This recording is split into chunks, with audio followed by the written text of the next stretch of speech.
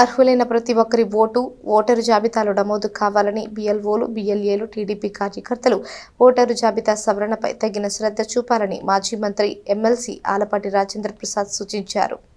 రాష్ట్ర వ్యాప్తంగా జరుగుతున్న ఓటరు జాబితా సమగ్ర సవరణ సర్ కార్యక్రమంలో తెనాలిలో జరుగుతున్న తీరును ఎమ్మెల్సీ ఆలపాటి రాజేంద్ర ప్రసాద్ పరిశీలించారు. తెనాలిలో మంగళవారం 9-10 వార్డుల్లో ఆయన ఈ కార్యక్రమాన్ని స్వయంగా పరిశీలన చేశారు. 2002 ఓటర్ల జాబితా ఆధారంగా జరుగుతున్న విచారణను అవగాహన చేసుకోవాలని చెప్పారు. ఓటరు చైతన్యంతోనే సమాజ నిర్మాణం జరుగుతుందని గుర్తు చేశారు. తెనాలి నియోజకవర్గంలో ఓటర్లు అందరికీ ఎన్యూమరేషన్ ఫారాలు ఇచ్చేశారని, అయితే డిజిటలైజేషన్ మందకొడిగా జరుగుతుందని చెప్పారు. ఓటరుకు ఎన్యూమరేషన్ ఫారం పూర్తి చేయడంపై అవగాహన కల్పించాలని సూచించారు. ఓటు హక్కు కలిగిన వారి పేర్లు జాబితాలో నమోదయ్యేలా చూడాలని కోరారు. సర్ కార్యక్రమంలో 9-10 వాటిలో ఈ కార్యక్రమాన్ని పర్యవేక్షించడం జరిగింది. పట్నంలో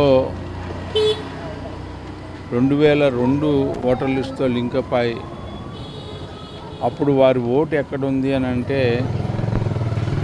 ఎక్కడ ఉంటే అక్కడ ఉందని చెప్పండి, దానివల్ల ఓటును తీసివేయటం జరగదు.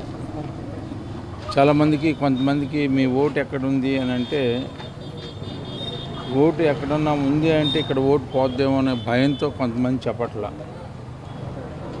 దానివల్ల వెరిఫికేషన్కి చాలా టైం పడతా ఉంది.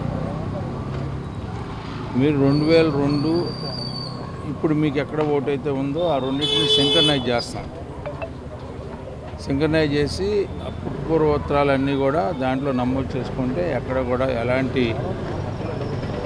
ఓటర్ మీద అనుమానం రాకుండా ఎవరైతే నిజమైన లబ్ధిదారుడు, నిజమైన ఓటర్ ఉన్నారో ఆ ఓటరు నమోదు చేసుకునే కార్యక్రమం ఇది. స్పెషల్ ఇంటెన్సివ్ రివిజన్ దాన్ని సర్ అన్నారు. అంటే సమగ్ర విచారణ విధానం.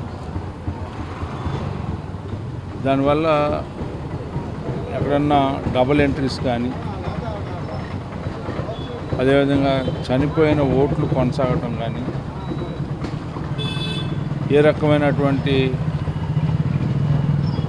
విధానానికి కూడా దారి తీయకుండా సరైన విధానంతో మనం ఓటును నమోదు చేసుకున్నట్లయితే, ఎందుకంటే ఓటు అనేది ప్రజాస్వామ్యానికి అది ఒక పెద్ద వటవృక్షం లాంటిది.